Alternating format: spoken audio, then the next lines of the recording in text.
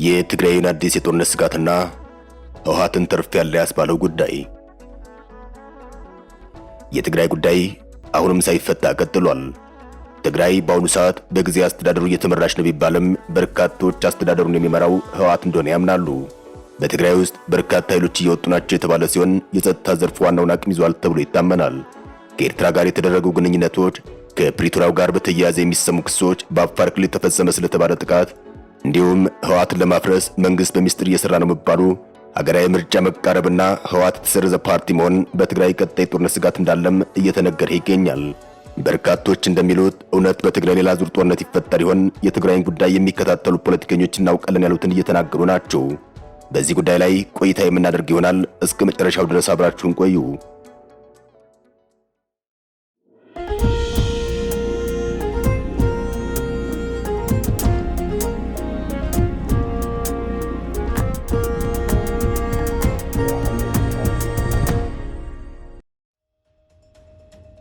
ከፕሪቶሪያ የሰላም ስምምነት መፈረም በኋላም 3 ዓመታት ተቆጥረዋል።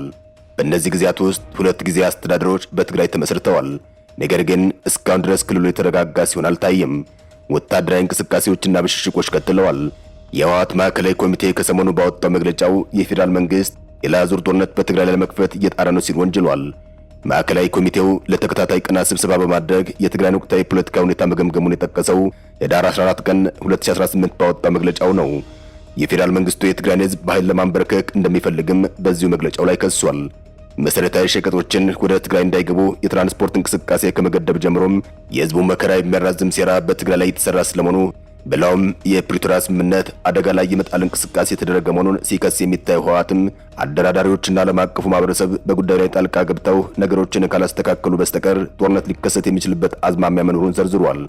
በዚህ መሃል ግን የትግራይ ወቅታዊ የፖለቲካ ሁኔታ በቅርበት የሚከታተሉ አንዳንድ ወገኖች በአሁኑ ጊዜ ትግራይ ፖለቲካዊ ቀውስ ውስጥ እንደምትገኝ ብቻ ሳይሆን ወደ ሌላ ዙር ጦርነት ልትገባ እንደምትችል እየተናገሩ ናቸው። በሌላ በኩል ደግሞ ህወሓት አሁን ላይ ክፍፍል ስለሆነ ደፍሮ ወደ ጦርነት ስለማያስገባው ትግራይ አዲስ ጦርነት ላይ ሊፈጠር ይችላል የሚሉም በርካቶች ናቸው። ህወሓት ድርጅታዊ ቁመናዬ ከመቼውም ጊዜ በላይ ጠንክሯል ቢልም በትግራይ በአሁኑ ወቅት ያለው የፖለቲካ ኃይል አስተላለፍ ከዚህ የተለየና ብዙ መልክ ያለው መሆኑን የሚሞግቱ አሉ። ህወሓት ብቻውን ተነጥሎ የሐውልት ጽሕፈት ቤቱን ብቻ ይዞ የቀረ ኃይል እየሆነ ነው ከሚለው ጀምሮም ህወሓትም ሆነ ጊዜ አስተዳደሩ ሰራዊቱን ማዘዝ አይችሉም የሚለው አስተያየት ይሰማል።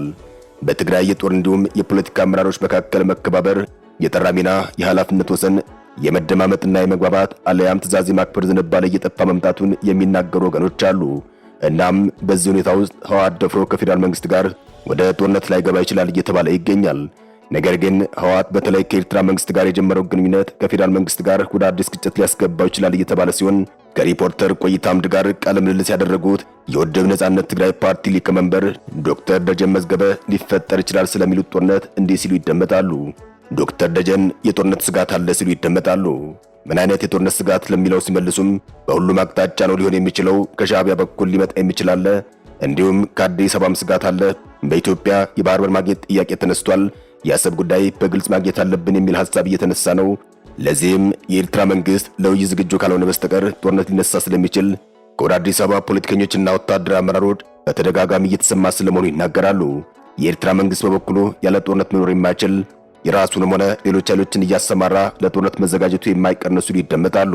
የኤርትራ መንግስት ለጦርነት መቀስቀስ መነሻ የሚሆን አጀንዳ ኑሮት አይደለም፣ ምንም ባልነበረበት ወቅት እንኳን ራሱን ለጦርነት ሲያዘጋጅ የሚኖር ተንኳሽ ኃይል ነው ያሉት ዶክተር ደጀን ስለዚህ የጦርነት ስሜት ሆነ ፕሮፓጋንዳው በሁለቱም በኩል እንዳለ ይናገራሉ። በትግራይ በኩልም የፕሪቶሪያ ስምምነት ጉዳይ መነሻ ሊሆን እንደሚችል ስጋታቸውን ይገልጻሉ። ሌላውና ተገማች ሆኖ ነገር በዚህ ዓመት ምርጫ እንደሚካሄድ እየተነገረ ነው ያለው። ሆኖም በትግራይ ውስጥ ምርጫ ይደረጋል አይደረግም የሚለው ጥያቄ ውስጥ ነው። ነገር ግን የብሔራዊ ምርጫ ቦርድ በትግራይ ውስጥ ምርጫ ለማድረግ የሚያስችል ሁኔታ መኖር አለመኖሩን በተመለከተ ያደረገው ጥናት ስለመኖሩ አይታወቅም። እናም ጦርነቱ ምናልባት በምርጫው ሰበብ ሊፈጠር ይችላል ሲሉ ተደምጠዋል። በትግራይ በተጨባጭ ከሚታይ የፖለቲካ አስተላለፍ ልዩነት ጀምሮም ተፈጠረ ስለሚባለው የፖለቲካ ቀውስና ስለተደቀነው የአዲስ ጦርነት ስጋት ምንነት አስመልክቶም ለሪፖርተር ሐሳባቸውን ያጋሩት የክልሉን ወቅታዊ ፖለቲካ በቅርበት የሚከታተሉ ሰዎች ቢሆኑም ጉዳዩ ሲንከባለል ከመጣ የፖለቲካ ችግር ጋር እንደሚገናኝ እየተገለጸ ይገኛል። የፖለቲካ ተንታኙ አቶ ዳንኤል ብርሃንም ከሪፖርተር ጋር በነበራቸው ቆይታም በማንኛውም አጋጣሚ ትግራይን ወደ ጦርነት ሊከት የሚችል ስጋት ስለመኖሩ ገልጸዋል።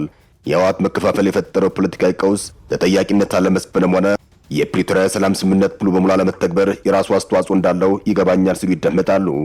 ስለዚህ የትግራይ አዲስ ግጭት ከምርጫ ጋር ከፕሪቶሪያው ስምምነትና ከወደብ አልያም ከኤርትራ ጉዳይ ጋር ተያይዞ ሊፈጠር ይችላል ሲሉም ስጋታቸውን ይገልጻሉ። አቶ ጌታቸው ረዳ ደግሞ በኤርትራ ሰበብ ወይም በወደብ ጉዳይ ትግራይ ላይ ጦርነት አይኖርም ሲሉም ይሞግታሉ። አልጀዚራ ጋር በነበራቸው ቆይታም ከኤርትራ ጋር ጦርነት ይጀመር ይሆን ስለሚለው ስጋትም ጥያቄ የቀረበላቸው አቶ ጌታቸው ይህ እንደማይሆን ተከራክረዋል።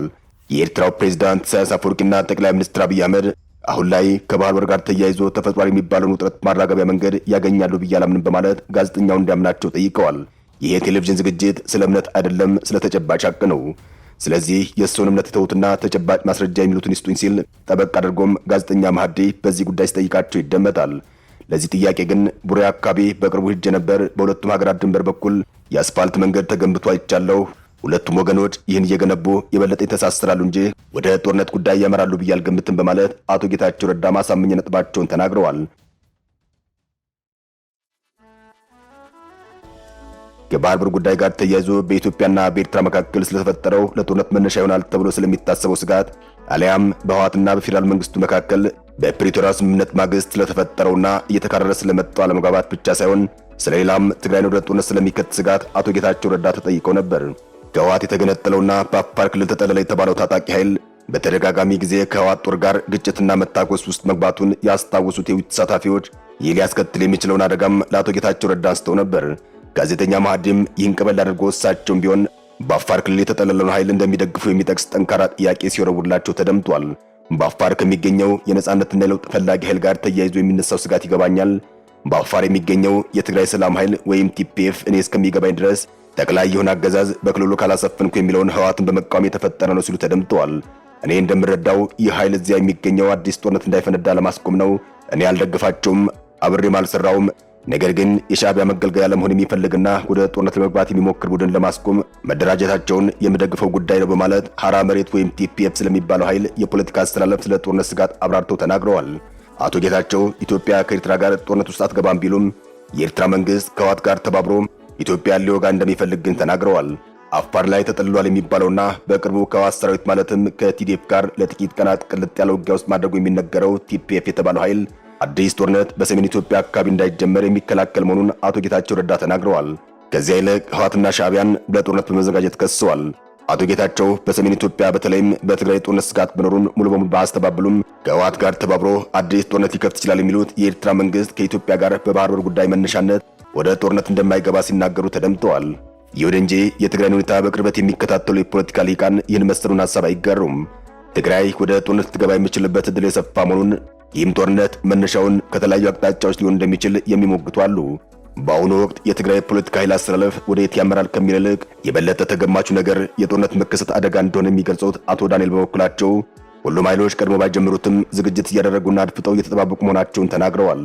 ከዚሁ ጋር በማያያዝ በትግራይ ሊዘልቅ የማይችል ጉዳይ በትግራይ መኖሩና የሽግግር ፍትህ አንዱ መሆኑን ይናገራሉ። ህወሓት ከሰሞኑ ባወጣው መግለጫው ከመፍረስ ተርፈናል፣ እንዲሁም በተሻለ ፖለቲካዊ ቁመና ላይ ነን ሲል የሚደመጥ ሲሆን ከመቼውም ጊዜ በላይ ድርጅታዊ አንድነቱን ማረጋገጥ ስለመቻሉም ገልጿል። ሆኖም ግን ጉዳዩን በቅርበት የሚከታተሉ አካላት ህወሓት ከባድ ውስጥ ችግር ላይ መሆኑን ይናገራሉ። ይህም በራሱ ወደ ጦርነት እንዳያመራ የብዙዎች ስጋት ሆኗል። ህወሓትን አደጋ ላይ የጣለውም ውስጣዊ አንድነት ማጣትና ክፍፍል እንደሆነም በርካቶች ይናገራሉ። አበቃን። መልካም ጊዜን ተመኘን።